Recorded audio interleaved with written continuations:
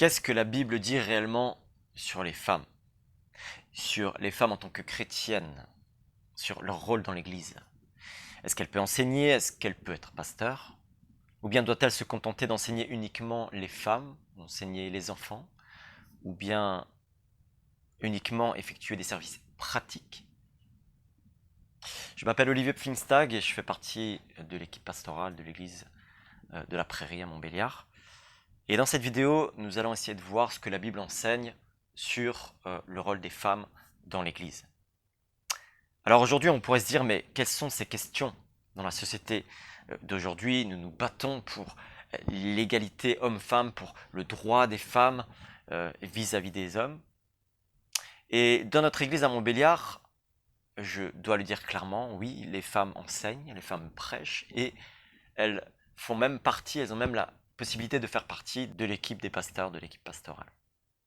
Mais je dois souligner tout de suite que nous n'avons pas adopté cette position pour être cool et tendance, ou pour être dans l'air du temps, mais que nous avons des raisons bibliques à cela.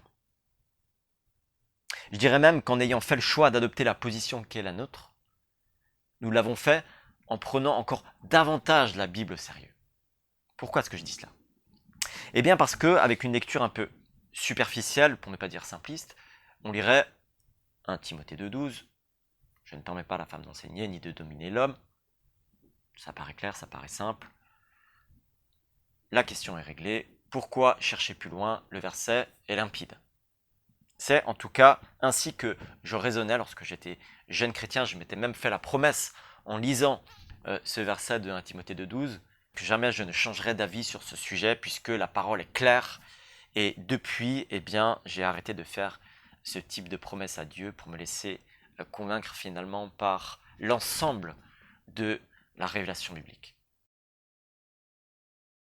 Vous savez, j'ai mis 18 ans à adopter la position qui est la mienne maintenant. Et les choses ne sont pas si simples. Pourquoi? Parce que les écrits que nous détenons aujourd'hui ont été écrits il y a environ 2000 ans. Parce qu'ils ont été écrits à des personnes en particulier, à des églises en particulier et dans des circonstances particulières. Alors, notre but ici, notre objectif, ce n'est pas de faire une étude complète sur le sujet en argumentant en faveur de notre position, ce serait beaucoup trop vaste. Il y a des millions de pages qui ont été écrites sur ce sujet et on ne prétend pas avoir la science infuse pour dire que notre position est la meilleure. D'accord? Je crois qu'il faut rester humble sur cette question-là.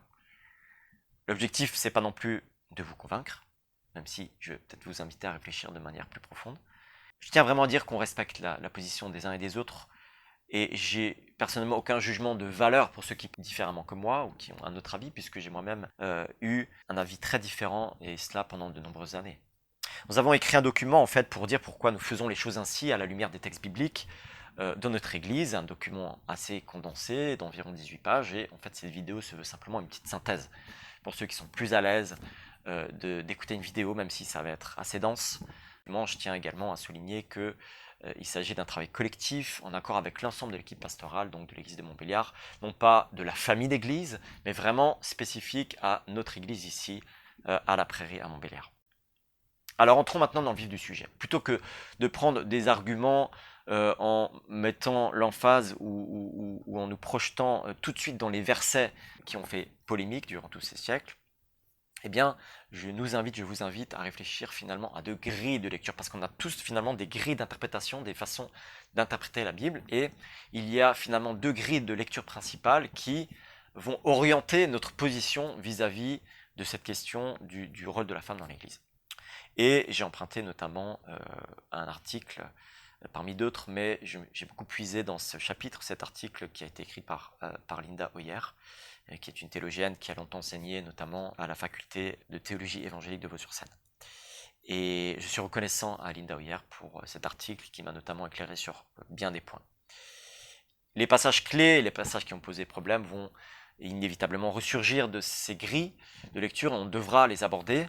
Mais d'abord, il faut d'abord reconnaître, lorsqu'on lit le Nouveau Testament, qu'il y a une dissonance. Une dissonance dans les versets qui citent ce que les femmes, la façon dont les femmes doivent vivre, pratiquer leur foi. Une dissonance, ça veut dire quoi? C'est qu'il y a une forme de contradiction apparente. On lit par exemple dans Corinthiens 14, verset 34, que vos femmes se taisent dans les assemblées, car il ne leur est pas permis d'y parler. Et puis, au chapitre 11 de cette même épître aux Corinthiens, au verset 5, on dit « Lorsqu'une femme, en revanche, prie ou prophétise ».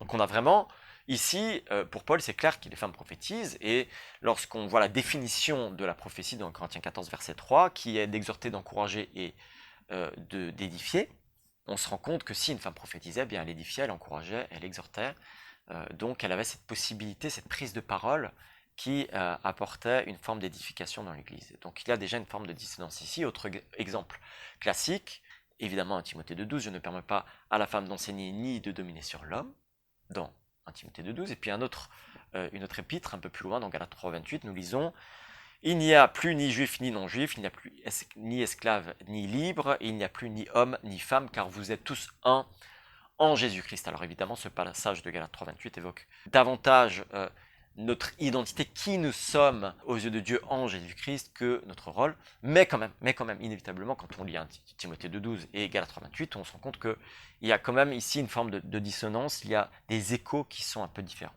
Et cette dissonance, elle est intéressante justement, elle va nous aider finalement à adopter l'une ou l'autre grille de lecture. Et ces grilles de lecture, on pourrait un peu les représenter sous forme schématique. Il y a deux schémas. Le premier schéma, le plus classique pour cette première grille de lecture, la plus connue, c'est ce qu'on appelle le schéma hiérarchique. Le schéma hiérarchique, Christ est le chef de l'homme est le chef de la femme, Dieu est le chef de Christ. Donc le schéma hiérarchique.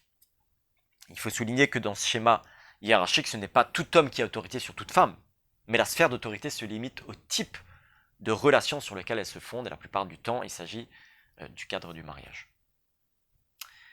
Et puis, il y a un autre type de schéma, donc qui nous amène à une autre grille de lecture, et qu'on pourrait appeler le schéma d'égalité et de réciprocité. Et on peut lire, par exemple, des textes comme dans Corinthiens 11, 11 et 12. Toutefois, dans le Seigneur, la femme n'est pas sans l'homme, ni l'homme sans la femme. En effet, tout comme la femme a été tirée de l'homme, de même, l'homme naît par la femme et tout vient de Dieu.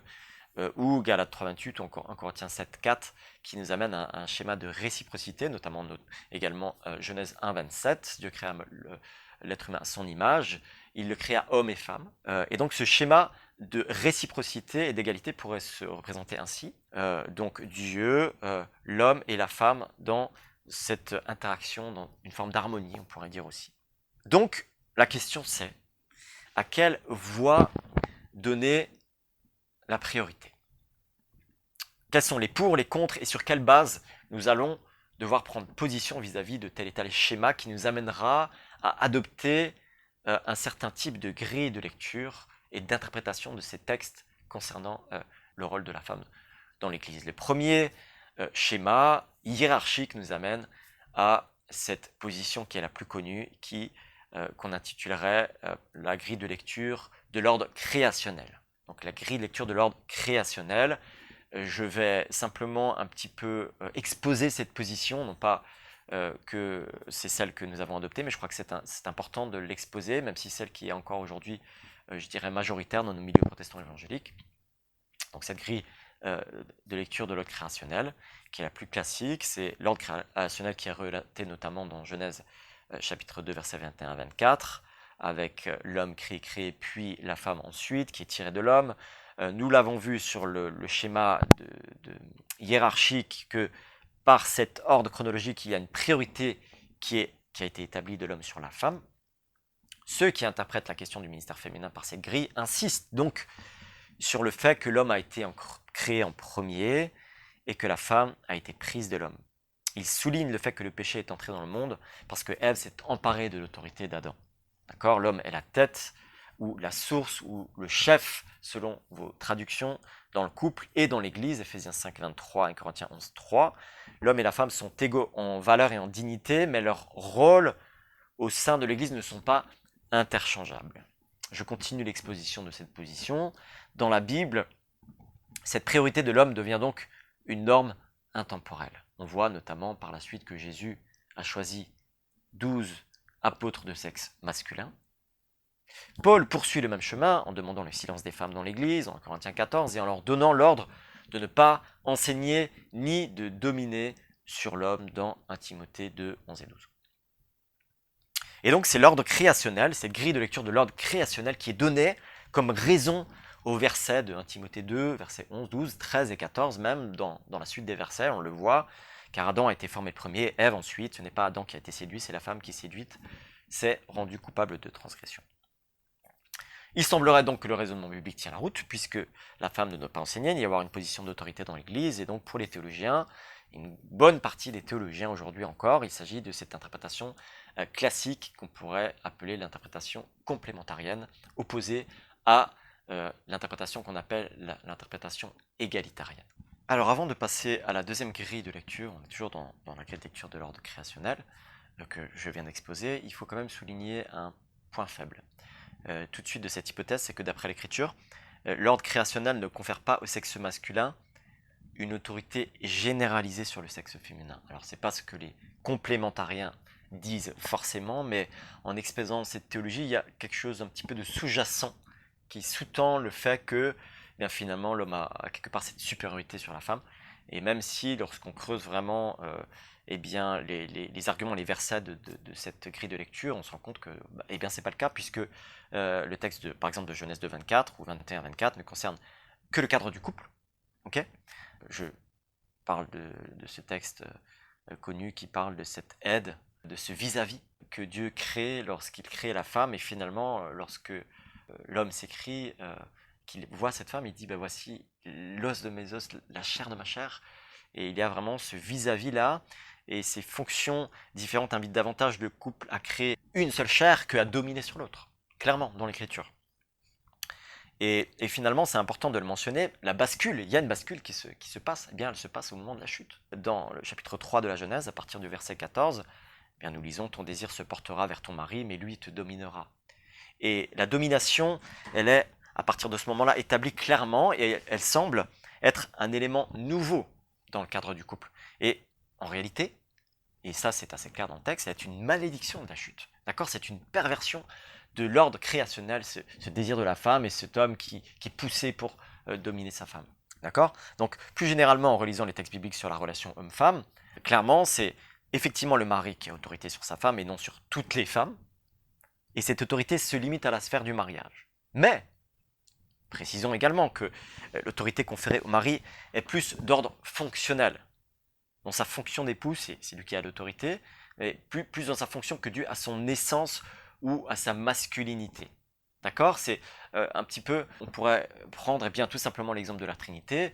On sait que l'Écriture met plusieurs fois en avant le fait que Dieu est le chef de Christ, mais dans cette relation de Trinité, il ne s'agit pas d'un rôle d'un père qui a une autorité, abusive, ou même une autorité qui oppresse le Fils. C'est une autorité d'amour, il y a une harmonie même entre le Père, le Fils, le Saint-Esprit, et Dieu est le chef de Christ. Eh bien, c'est pas lié à leur essence, mais à leur fonction. Cette essence, c'est une essence de relation d'amour. Et évidemment, quand on regarde Éphésiens 5 et ce texte qui parle notamment du fait que les femmes doivent se soumettre à leur mari, on a également cette exhortation au mari d'aimer leur femme comme Christ a aimé l'Église. Donc nous avons là ce lien de sacrifice, d'amour et d'harmonie dans le couple. Et dans Ephésiens 5, nous avons même l'idée de soumission mutuelle qui est mise en avant les uns aux autres. Et je crois que c'est important de le souligner. Mais ne nous éloignons pas trop du sujet, revenons sur le rôle de la femme dans l'Église. Il fallait mentionner ceci parce que finalement, ce qui est intéressant, et écoutez bien, dans 8 passages, on retrouve 8 passages qui expriment clairement ce concept d'autorité de l'homme sur la femme. Dans 8 de ces passages, 6 expriment clairement le concept de l'autorité de l'homme sur la femme dans le cadre du mariage, comme je viens de l'expliquer. C'est pas une autorité abusive, c'est pas une autorité qui oppresse. Et 6 sont clairement donc dans le cadre du mariage, dans Genèse 2 et 3, Éphésiens 5, 22 à 24, on a 1 Corinthiens 11 également, Colossiens 3, Tite 2, ou encore 1 Pierre 3. 6 passages sur 8, et 2 passages sont moins faciles, c'est ceux qu'on va inévitablement aborder, qu'on a déjà un peu évoqué, celui de 1 Corinthiens 14 et celui d'un Timothée 2, 12. Et au final, eh bien, sur 8 passages, donc concernant la soumission de la femme, 6 concernent la question des épouses, et 2 sont moins clairs. Et est-ce qu'il faut construire une doctrine à partir de 2 versets dont l'herméneutique est incertaine ? C'est la question qu'il faut se poser et qu'on va creuser un petit peu tout à l'heure. Voilà, nous venons de voir maintenant donc cette première grille de lecture qui est la grille de lecture de l'ordre créationnel. Passons maintenant à cette deuxième grille de lecture qu'on appelle la grille de lecture de la nouvelle création en Jésus-Christ. Voilà, ça a l'air simple comme ça. Mais finalement, cette grille de lecture commence dès la Genèse, à la création de toutes choses, mais elle aboutit cette fois à la recréation, la réconciliation de toutes choses en Jésus-Christ. Et Linda Hoyer, notamment, elle indique le fait que ce mouvement implique que l'œuvre de Dieu n'est pas statique dans l'histoire. Et finalement, c'est ce qu'on voit aujourd'hui en théologie biblique, qui est très mise en avant de plus en plus en ce moment, c'est que finalement, toute la Bible est une révélation, et Dieu, petit à petit, nous a dévoilé finalement son plan au fur et à mesure, de façon progressive au fil de cette révélation. Et c'est ça qui est intéressant.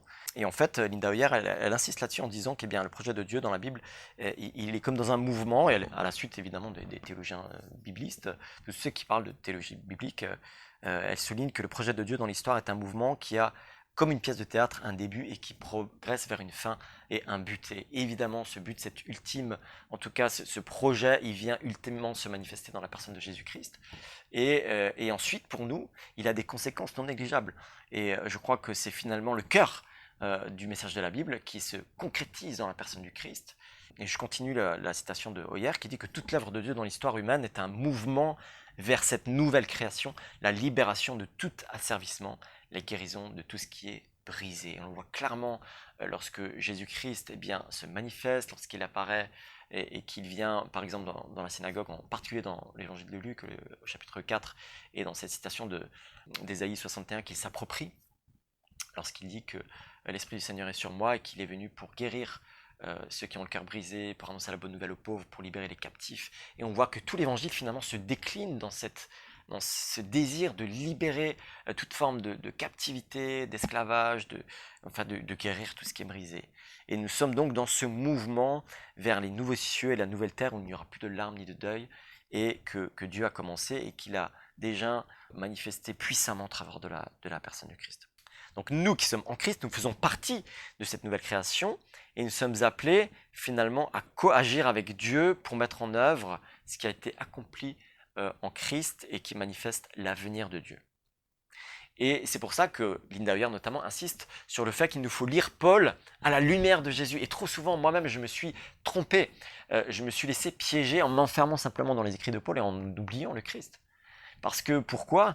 Eh bien, comme elle le souligne notamment, cette tendance vient du fait que le texte didactique se trouve plus proche de notre réalité, puisque Jésus-Christ, son ère était particulière, c'est une ère, lorsqu'il était sur la terre, qui ne se représentera plus, puisqu'il n'était pas encore mort ressuscité, ses disciples étaient avec lui, il enseignait, il faisait du bien, mais son œuvre et ses paroles doivent être prises en compte dans tout ce débat. Et on l'a trop peu fait. Et moi-même personnellement, je me suis trop de fois laissé piéger d'oublier finalement ce personnage central de notre histoire et finalement de toute la révélation biblique. Et Paul lui-même dira qu'il imite le Christ. Imitez-moi comme moi-même j'imite le Christ dans 1 Corinthiens 11 verset 1. Et c'est à la suite de Jésus que Paul a voulu imiter le Christ.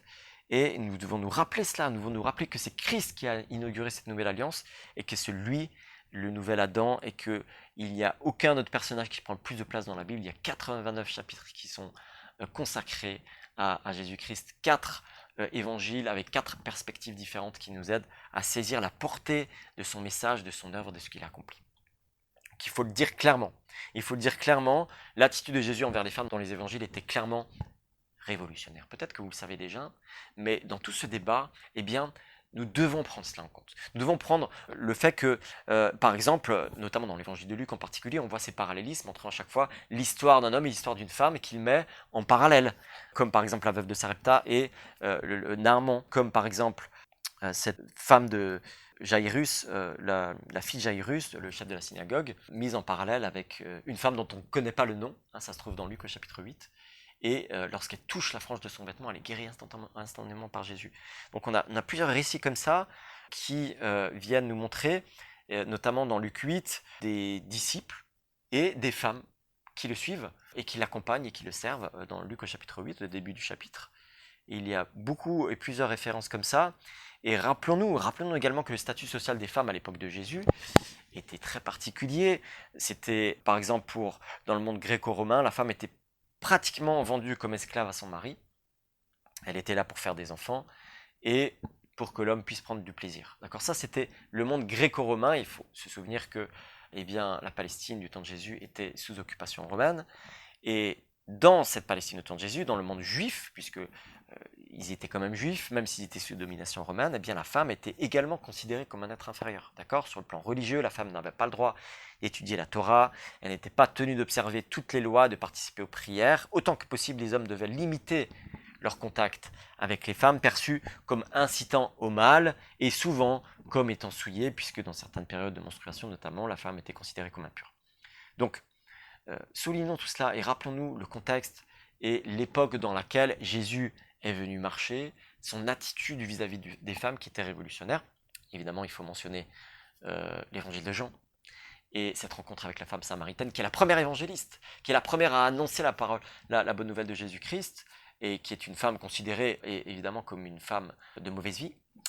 Sa rencontre, bien évidemment, avec la femme adultère dans Jean chapitre 8. On ne sait pas où est passé le mari, puisque en général un adultère ça se pratique à deux. Mais cette femme est fustigée par les pharisiens, par les chefs religieux, qui veulent lui jeter des pierres, la lapider, et Jésus la défend. Et il rappelle, et il pose cette question, que celui d'entre vous qui est sans péché lui jette la première pierre. Et on voit la façon dont il lui rend cette dignité, notamment un autre passage dans Luc chapitre 7, avec une femme de mauvaise vie, une femme prostituée qui est dans la maison d'un pharisien, Simon. Et là aussi, Jésus a une attitude remarquable en lui rendant sa dignité, en la regardant, en la valorisant, alors que le pharisien dur et froid est remis à sa place. Donc c'est tout des attitudes qu'il faut prendre en compte. Que Jésus soit suivi publiquement par un groupe de disciples mixtes, comme on le voit dans Luc 8, bien ça tranche clairement avec les habitudes de son époque. Ça, c'est Ben Witherington qui le dit, qui est un spécialiste du Nouveau Testament. Et donc, rappelons-nous tous ces éléments. Il y a encore plein de choses à dire, mais je ne vais pas m'étaler. Le fait que les femmes étaient les premiers témoins de la résurrection, c'est à elles que Jésus s'est révélé. Le fait que Jésus, se soit manifesté en premier à Marie-Madeleine, dont Jésus a chassé 7 démons, c'est impressionnant. Marc chapitre 16, verset 9, c'est à elle que Jésus est apparu d'abord. Ce n'est pas sans signification. Donc tous ces événements autour de l'inauguration de la nouvelle création par Jésus-Christ tendent vers plus d'égalité pour la femme et un rôle plus large. Même si cette tendance peut nous sembler insignifiante aujourd'hui, bien elle ne l'était pas pour la culture de l'époque. Il nous semble important qu'on devrait toujours nous rappeler que on a besoin de regarder l'écriture dans son ensemble, on a besoin de regarder au fait que notre exemple suprême s'est comporté d'une façon particulière vis-à-vis des femmes, et que même Paul, finalement, dans sa culture à lui, avec ce qu'il a affirmé, il était en avance, il était révolutionnaire, notamment dans Galates 3.28, dans Corinthiens 11.5, lorsqu'il parle des femmes qui prophétisent et qui prennent des places de leadership, notamment dans Romains 16 également. Mais c'est important à relever le fait que Paul aussi était prophétique, Paul aussi était en avance sur son temps lorsqu'il parle des femmes.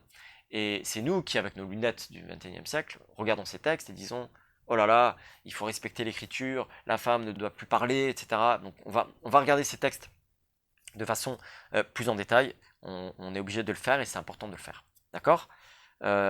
Donc, quelle grille de lecture choisir ? C'est un peu la question qu'il faut se poser finalement. Quelle est la grille de lecture que nous devons choisir ? Celle de la création originelle, celle de l'ordre créationnel, la première grille, avec le schéma hiérarchique, ou celle de la nouvelle création en Jésus-Christ, avec le schéma de réciprocité et d'harmonie dans la relation entre les personnes, entre hommes et femmes notamment. Quels sont les critères que nous devons utiliser ?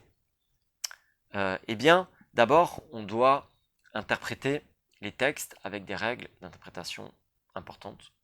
Si vous ne les connaissez pas, il y a 2 règles importantes que vous allez trouver dans toutes les écoles bibliques. Personnellement, j'ai fait un institut biblique, je suis actuellement en faculté de théologie, et dans toutes les facultés de théologie, dans tous les instituts bibliques, on va vous donner des règles très importantes, c'est-à-dire de prendre en compte le contexte, de prendre en compte l'ensemble du livre dans lequel s'insère le verset qu'on veut interpréter. Et puis, la deuxième règle qu'on a déjà un petit peu évoquée, c'est de ne pas faire d'un passage minoritaire une règle générale. on va prendre ces deux règles d'herméneutique, herméneutique ça veut dire l'interprétation de la Bible, on va prendre ces deux règles très importantes, ne pas faire d'un passage minoritaire une règle générale, et prendre en compte l'ensemble d'un livre pour interpréter un verset. Et on va décortiquer les deux passages sur les 8 dont on a parlé, les deux passages qui posent question, qui ont fait tant couler d'encre, pour voir qu'est-ce qu'il voulait vraiment dire. Premier passage, plus connu, 1 Timothée 2, versets 11 et 12. Que la femme s'instruise paisiblement dans une entière soumission. Je ne lui permets pas d'enseigner et de dominer sur l'homme, mais je lui demande de garder une attitude paisible. Il s'agit ici clairement du passage le plus cité lorsqu'il est question du rôle de la femme dans l'Église. Remarquons d'abord ici qu'il est question de la femme qui s'instruit. Étonnant. Ce n'est pas quelque chose d'habituel pour l'époque. Rappelez-vous que la femme juive n'était pas censée apprendre la Torah. Donc que la femme s'instruise déjà, c'était déjà un pas en avant. D'accord ? Que la femme s'instruise en silence, ok, mais déjà que la femme s'instruise. En fait, clairement, il faut le dire, c'est le seul passage qui semble exprimer clairement qu'une femme ne puisse pas enseigner, en tout cas dans le cadre d'une assemblée mixte avec des hommes ou dominer sur l'homme, littéralement d'après le texte. Déjà, si c'est le seul passage qui semble clairement le dire, on doit déjà se souvenir que ça veut dire que c'est un passage minoritaire. Et que c'est peut-être un peu hasardeux de construire toute une théologie dessus. Prenons maintenant le deuxième principe important d'interprétation, qui est celui de voir l'ensemble du livre. Dans quel type de livre nous trouvons ce texte? Pourquoi est-ce que 1 Timothée a été écrit? Et d'abord, qu'est-ce que l'on trouve comme autre passage, comme emphase, comme passage clé dans la première lettre à Timothée?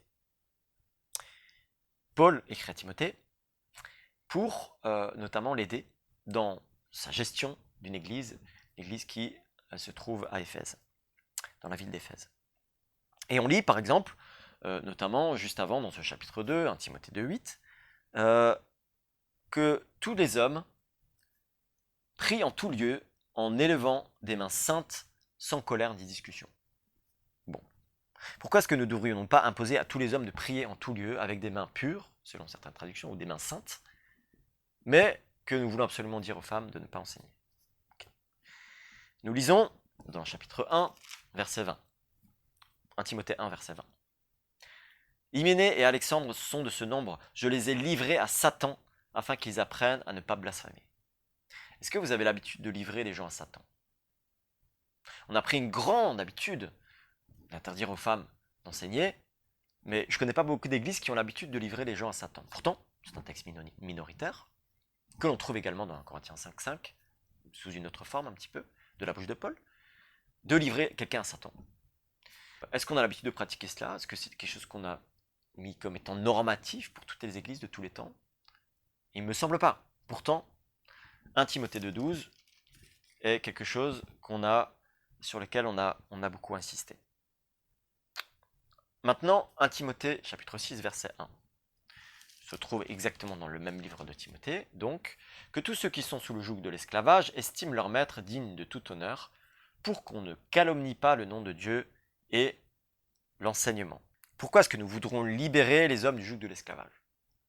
Si l'on veut prendre certains de ces textes au pied de la lettre, on devrait dire que l'esclavage n'est pas un problème. Et pourtant, nous savons que, même si l'Église a mis 18 siècles à comprendre le fait qu'il fallait l'abolition de l'esclavage, eh bien c'est une bonne chose que Dieu a voulu.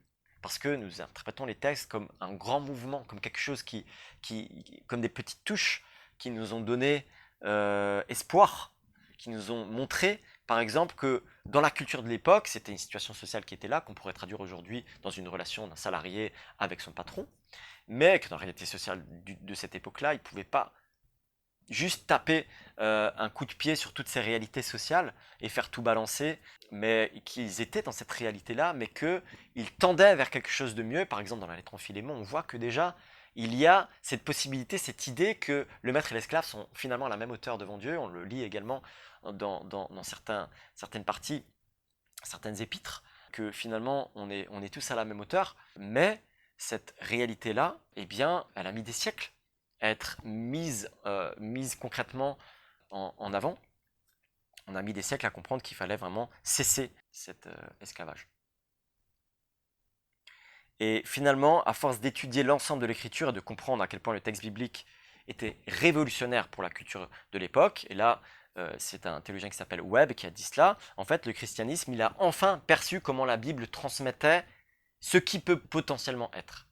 Et c'est pour cela qu'on a compris à un moment donné que oui, effectivement, la Bible nous appelle et nous invite à libérer toute forme d'oppression et tout joug, toute forme de captivité. C'est ce que Jésus a fait, c'est cette citation qu'on trouve dans Luc 4 de Ésaïe 61, cette libération, cette guérison des cœurs brisés, et que l'esclavage est quelque chose de terrible qui a fait tellement de mal durant plusieurs siècles.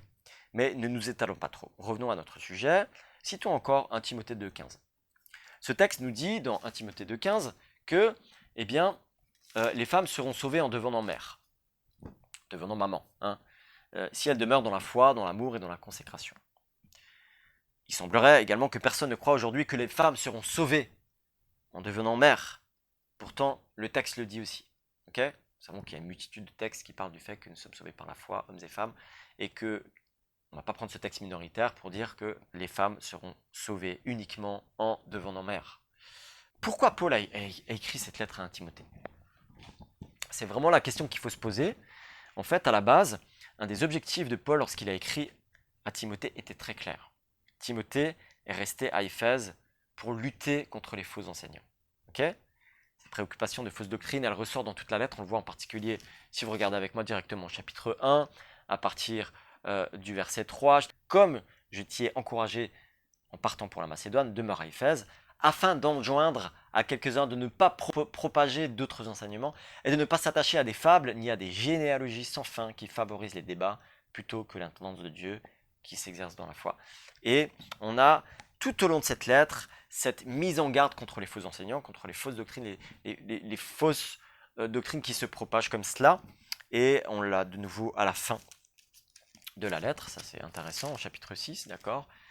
Évite les discours vides, profanateurs, les contradictions de la pseudo-connaissance. Donc, et tout au fil de la lettre, on a ces rappels de ces faux enseignements qui se propagent. Et ce qui est intéressant, c'est que, il faut noter que les femmes à Éphèse sont particulièrement influencées par ces fausses doctrines et les propagent en allant de maison en maison. Chapitre 5, versets 13 à 15, avec cela, comme elles sont oisives, elles cherchent à s'instruire. En courant les maisons, non contentes d'être oisives, elles sont bavardes et se mêlent de tout, parlant de ce dont il ne faudrait pas parler. Et la conséquence, verset 16, c'est que quelques-uns ont dévié pour suivre Satan. Je ne sais pas vous, mais moi, ça m'éclaire un petit peu sur ce chapitre 2, verset 12. Est-ce que Paul avait dans l'idée, en écrivant le chapitre 2, verset 12, je vais écrire à toutes les églises, à l'église de Montbéliard, à l'église de Strasbourg, à l'église de Paris, à l'église de Kinshasa au Congo, à l'église de Belgique, à l'église des États-Unis, que la femme doit se taire et ne pas prendre autorité sur l'homme? Il ne me semble pas. Paul a écrit à Timothée en disant attention aux faux enseignements, attention aux fausses doctrines. Prends soin de la maison de Dieu, qui est la colonne de la vérité. Attache-toi à Jésus-Christ. Et lis les Écritures, et que personne ne méprise ta jeunesse. Et sois un modèle, un exemple, en acte, en parole, et en vérité. Et en fait, il dit attention parce que certaines femmes propagent ces faux enseignements, et au point que même quelques-uns ont dévié pour suivre Satan. Donc, quelque part, c'est un peu peut-être un raccourci, mais évidemment, dans ce contexte-là, il ne vaudrait même pas qu'elles enseignent et qu'elles prennent autorité sur l'homme. Vous voyez? Donc, c'est clair qu'il faut faire du lien entre ce qui est marqué dans l'ensemble de l'épître et ce petit verset, en tout cas ces deux versets 11 et 12 du chapitre 2. Et finalement, on arrive à la conclusion qu'en écrivant à Timothée, Paul n'avait pas comme intention première de faire de l'injonction « je ne permets pas à la femme d'enseigner » une règle intemporelle pour toutes les églises. Okay, les éléments qu'il mentionne en rapport avec la création originelle, dans les versets 13 et 14, viennent appuyer ses propos vis-à-vis des premiers destinataires de la lettre, qui étaient particulièrement concernés. On ne va pas s'étaler davantage sur la première lettre à Timothée, même s'il y aurait d'autres choses à dire, okay, sur finalement l'interprétation de ce verset 12, mais c'est juste pour vous rendre attentif à l'ensemble de la lettre qui montre qu'on ne peut pas juste prendre ce texte et l'appliquer comme ça partout. Deuxième texte qui pose problème, en tout cas qui a été souvent débattu sur ce sujet, qu'il faut aborder, 1 Corinthiens 14. Appliquons donc ces mêmes principes sur ce texte-là, d'un Corinthiens 14. S'il vous plaît, c'est donc très important, on va le faire, ne pas prendre un texte minoritaire pour en faire une règle générale ou une doctrine, pour échafauder une doctrine. Et puis, surtout, le deuxième principe qu'on va faire, c'est prendre en compte l'ensemble du livre, l'ensemble de l'épître aux Corinthiens. Alors, le contexte de cette lettre aux Corinthiens, c'est une lettre qui est connue, assez connue pour une église qui est connue pour être une église qui a pas mal de problèmes, pas mal de difficultés, ça part un petit peu dans tous les sens, notamment il y avait toutes sortes de désordres moraux, d'immoralité, mais aussi et même surtout finalement des partis pris, des divisions, des gens qui se disaient moi je viens d'Apollos, moi je viens de Paul, il y avait différents apôtres ou leaders qui étaient venus pour évangéliser, pour annoncer la bonne nouvelle, et certains se réclamaient de l'un ou de l'autre, et il y avait aussi différentes personnes de différents arrière-plans sociaux, je dirais, des personnes plutôt riches, d'autres plus pauvres, et il y avait pas mal de divisions, il y avait pas mal de désaccords, et finalement l'un des objectifs de l'apôtre, c'est de remettre de l'ordre, c'est de revenir à l'essentiel, c'est de revenir finalement à la pierre angulaire, au fondement qui est Jésus-Christ, qu'on lit notamment dans 1 Corinthiens 2, et c'est que chacun aussi pratique les dons, puisqu'ils étaient connus aussi pour avoir pas mal de dons, pour exercer les dons et tout ça, mais que ces dons soient exercés avec ordre et dans l'amour, comme on le lit dans Corinthiens 13.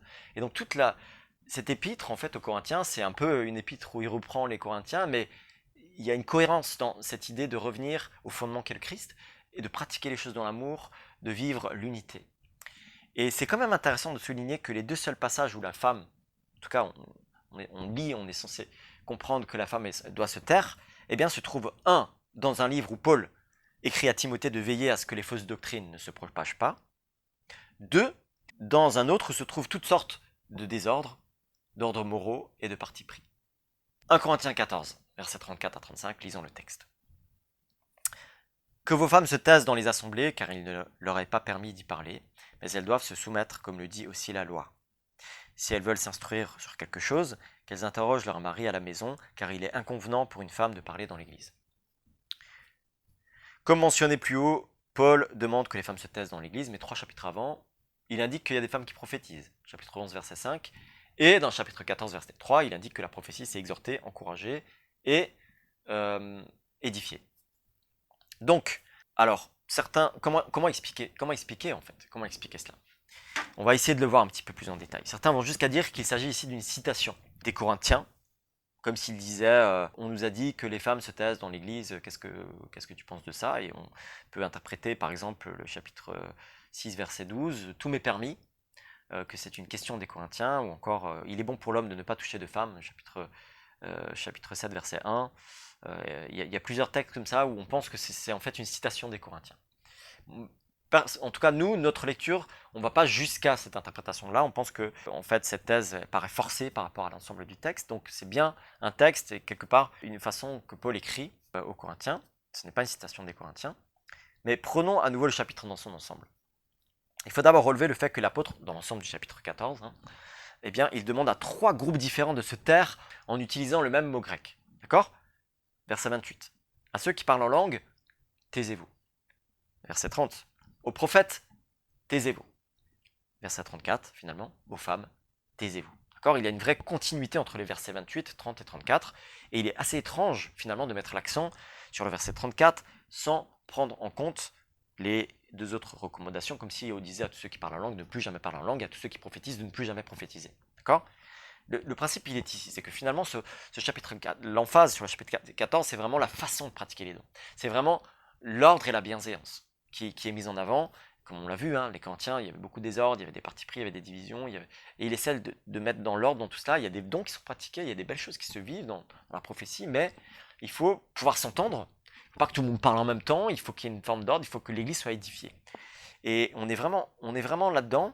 Et finalement, le sujet essentiel de cette partie, comme je viens de le dire, c'est la façon de pratiquer les dons. Il ne s'agit pas de faire taire les dons de ministère de manière permanente, mais de les pratiquer avec bienséance et ordre. Et il paraît clair que le taisez-vous de Paul n'est pas une injonction signifiant absolument définitivement dans chaque circonstance et en tout temps, pour ceux qui parlent la langue et aux prophètes. D'accord? Et je cite là un théologien qui s'appelle David Hamilton et qui dit que c'est également le cas au sujet des femmes Paul ne dit pas aux femmes d'exclure tout ministère public, de même qu'il ne dit pas aux prophètes de ne plus jamais prophétiser. D'accord ? Il donne le bon cadre pour exercer les dons. Maintenant, je vais citer Jacques Buchholz, qui a étudié ce passage assez minutieusement et qui nous donne vraiment une interprétation intéressante, qui est c'est un théologien de la faculté de Vaux-sur-Seine, théologien du Nouveau Testament, Jacques Buchholz, en tout cas sur lequel beaucoup s'appuient. Et il dit clairement sur ces versets 34 et 35 que rien n'indique, au chapitre 14, que l'exercice de la prophétie et du parler aux langues est réservé aux hommes. En fait, les tous des versets 23 et 24, vous pourrez regarder dans vos Bibles, versets 23 et 4, lorsque tous prophétisent, il est évoqué, les tous suggèrent le contraire. D'accord ? Et Buchholz insiste également sur le fait que l'enseignement de Paul sur les femmes dans ce chapitre appartient à la section consacrée à la prophétie. D'accord ? Dans ce texte, l'élément principal que l'apôtre souhaite mettre en avant concerne bien le cadre dans lequel la prophétie doit s'exercer, c'est-à-dire dans la paix, convenablement et avec ordre, je le souligne à nouveau. Et versets 34 à 39 développent donc logiquement la question du jugement de la prophétie dans l'Église, comme dans toutes les églises des saints, et non pas du fait qu'une femme se taise ou parle dans l'Église d'une manière générale. D'accord ? Et en réalité, dans le grec, et c'est là où des fois nos Bibles font quelques erreurs, c'est que dans le grec, on lit finalement, de façon plus juste, on devrait lire que Dieu n'est pas un Dieu de désordre, mais un Dieu de paix, verset 33, comme dans toutes les églises des saints.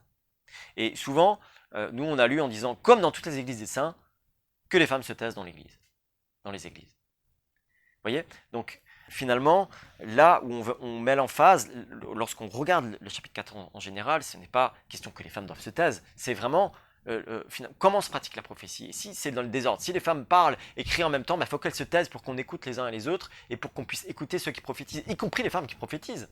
Puisque dans 11.5, elles prophétisent, et dans 14.3, on nous dit qu'elles édifient, exhortent et encouragent. Okay ? Donc, l'injonction de parler et l'injonction de se taire adressée aux femmes ne s'applique pas à toute prise de parole dans l'Église, mais uniquement à l'évaluation de la prophétie. Je cite donc Jacques Buchholz qui interprète ce texte et je trouve très intéressant. Donc cette interprétation de l'ensemble du texte résout de ce fait la tension entre une interdiction stricte de prise de parole des femmes et la liberté de prier et prophétiser que Paul reconnaît aux femmes dans le chapitre 11, verset 5 en particulier. Donc si dans le Nouveau Testament les femmes pouvaient édifier, encourager et réconforter l'Église, il nous semble juste de dire qu'il est essentiel de leur laisser cette place dans l'Église. Ok, en tout cas, on arrive tout doucement à la fin de notre vidéo. Merci de m'avoir suivi jusque-là et bravo pour ceux qui ont suivi jusque-là. Comme vous avez pu le voir, tout n'est pas si simple. Tout n'est pas si simple lorsque nous prenons un verset qui paraît donner une explication, une indication précise, mais qui s'insère en réalité dans un contexte beaucoup plus large. Et en effet, cela demande un petit peu de travail. Ça demande un petit peu de travail qui est nécessaire parce que, justement, si nous voulons prendre au sérieux les Écritures saintes, nous devons nous rappeler qu'il y a 2000 ans au moins qui nous séparent d'elles et qu'elles ont été écrites dans un contexte particulier. Et il faut nous poser ces questions. Pourquoi ce livre a-t-il été écrit ? Quels étaient les destinataires ? Dans quelles circonstances ? Dans quel but ? Quelles étaient les difficultés des auditeurs de la lettre ? Et est-ce que nous pouvons réellement faire une doctrine d'un ou deux passages minoritaires des Écritures ? En tout cas, pour nous-mêmes, ces questions importantes nous ont permis de trancher en faveur de ce schéma de réciprocité, en faveur de cette grille de lecture de la nouvelle création de Jésus-Christ, parce que ça nous semble cohérent avec cette progression dans la révélation des Écritures, avec ce mouvement qui tend vers l'émancipation, en tout cas de la personne humaine, les dons que Dieu nous donne, et dans le contexte de l'époque, de par la façon dont Jésus et Paul ont déjà été précurseurs, ont été prophétiques de par cette orientation qu'ils ont donnée pour l'émancipation, en tout cas en faveur d'un rôle particulier que les femmes pourraient prendre, non pas en faveur d'un pouvoir qu'elles pourraient prendre, mais tout simplement par rapport à leur place légitime, qui elles sont, et pas simplement une femme d'eux, la mère d'eux, ou une personne qui rend des services. Ça nous semble faire du sens avec tout ce que nous avons vu et ce que nous avons en tout cas survolé de l'ensemble de ces textes importants. Et alors, je dois quand même souligner que depuis plusieurs années, j'en suis arrivé à cette conclusion, en tout cas personnellement, cette fois-ci je parle pour moi personnellement, qu'il était tout à fait biblique, qu'une femme pouvait prêcher, enseigner, mais encore pendant pas mal de temps j'ai lutté. J'ai encore eu des difficultés à défendre bibliquement le fait qu'elle puisse devenir pasteur ou faire partie d'un collège d'anciens. Pour moi, c'était encore autre chose. Je pouvais comprendre et défendre l'idée de la prédication, de l'enseignement, mais j'avais de la difficulté encore à vraiment défendre bibliquement cette idée qu'elle pouvait faire partie d'un collège d'anciens. Pourquoi? À cause de deux mots très simples qui se trouvent dans le Nouveau Testament. Les mots grecs presbyteros et épiscopos, qui sont des mots qui sont utilisés pour parler des responsables dans l'Église, notamment dans Timothée 3, dans Tite 2, qui sont les textes principaux. On les trouve également dans des textes comme dans Jacques 5 ou encore dans Acte 20, dans les discours de Paul aux anciens d'Éphèse. Ce sont tous des termes qui parlent des anciens, des responsables de l'Église, et ce sont des mots qui sont utilisés pour les hommes. Anciens, presbyteros pour les anciens, et puis épiscopos, c'est l'évêque, le surveillant, les personnes qui prennent soin du troupeau.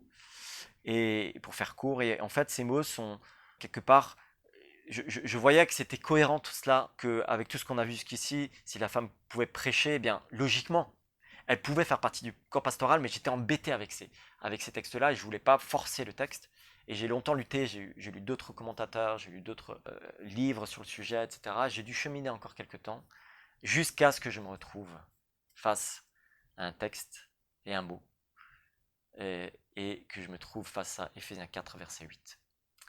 Et le fait que Dieu a donné des dons aux anthropos.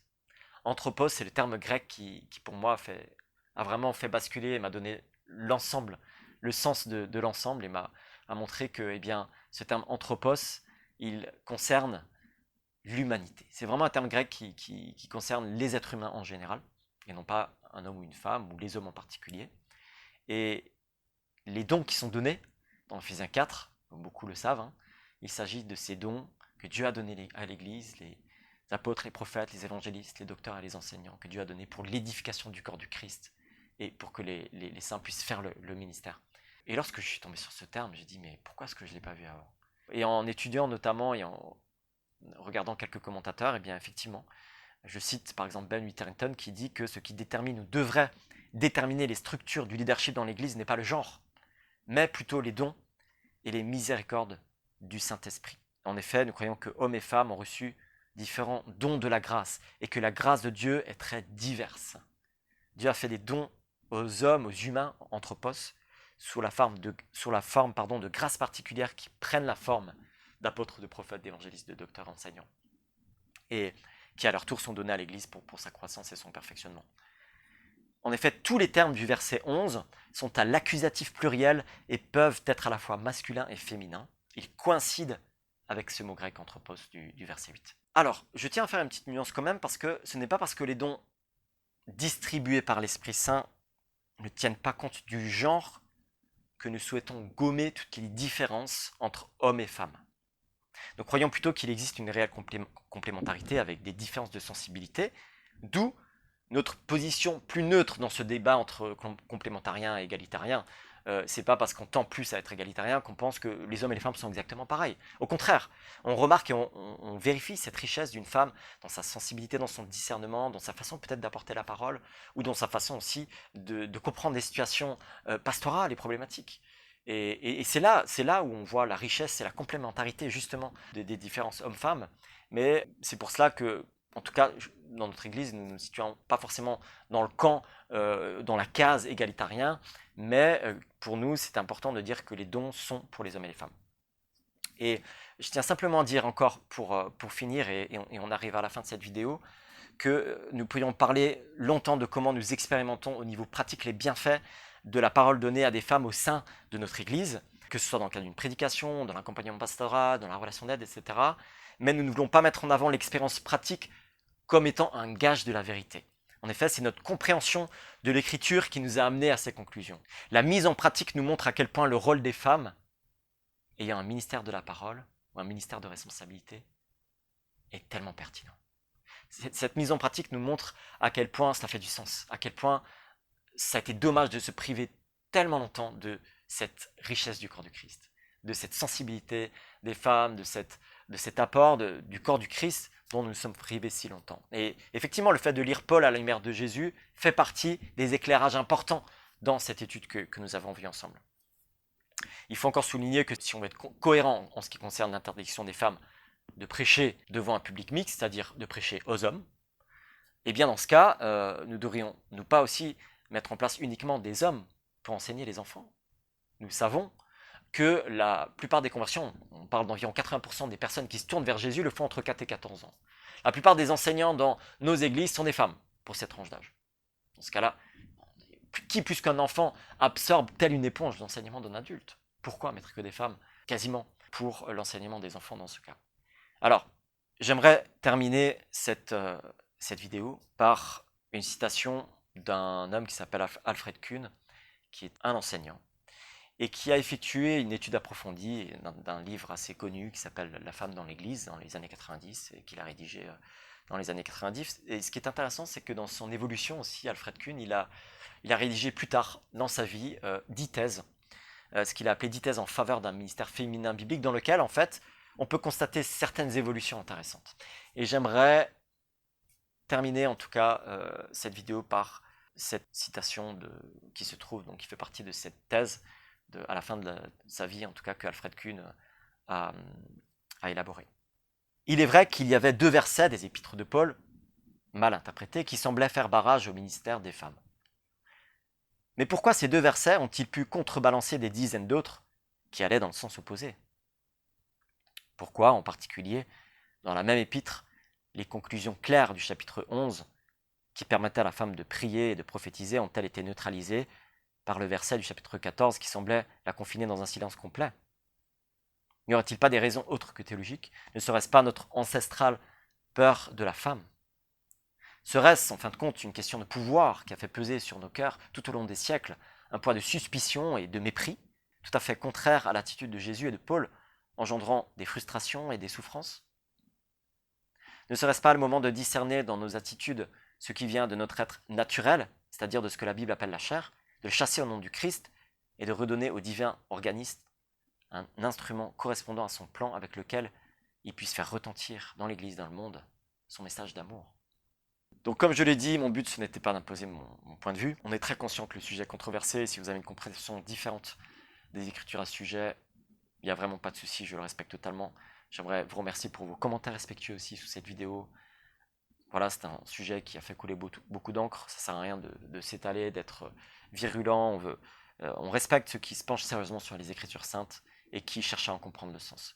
On a voulu, comme je l'ai dit, indiquer les raisons théologiques qui nous ont poussés à adopter ces positions parce qu'on a trouvé injuste de nous faire passer des fois, parfois, pour des personnes qui ne prennent pas la Bible au sérieux, comme je viens de le montrer. C'est justement parce qu'on la prend vraiment au sérieux qu'on a choisi cette position. Si vous écoutez cette vidéo et que vous souhaitez avoir le document complet, qui est bien plus détaillé encore, n'hésitez pas à nous contacter, on n'a rien à cacher, on peut vous envoyer ce document PDF qu'on a travaillé. Il pourrait être encore agrémenté, mais on a essayé de faire une synthèse. En tout cas, n'hésitez pas, on a tenu à rendre publique cette vidéo, et surtout parce que si j'avais eu ce type de résumé plus tôt, je me serais peut-être penché davantage à cette question et j'aurais peut-être eu un regard différent un petit peu plus tôt dans ma vie. Vous savez, le ministère des femmes, c'est pas mon cheval de bataille principal. De loin pas. Mon cheval de bataille principal, c'est que le message de l'évangile soit entendu, qu'il soit compris, et que des gens puissent se tourner vers Jésus-Christ, changer de vie et découvrir ce à quoi ils sont appelés. Et lorsque des femmes et des hommes découvrent ce à quoi ils sont appelés, eh bien le témoignage devient puissant lorsqu'ils peuvent pleinement exercer leurs dons. Et mon souci, c'est cela. C'est que je crois que lorsque nous étouffons des dons que Dieu a donnés à des femmes, eh bien nous freinons le message universel d'amour de Dieu. C'est ma conviction personnelle, je ne tiens pas à l'imposer, mais je voulais conclure vraiment cette vidéo par cela parce que mon cheval de bataille, c'est l'annonce de l'évangile. C'est un Jésus-Christ qui libère, qui délivre, qui donne des dons, qui nous invite à être soumis les uns aux autres. Pas juste être soumis, que des femmes soient soumises aux hommes, mais que des hommes soient soumis les uns aux autres.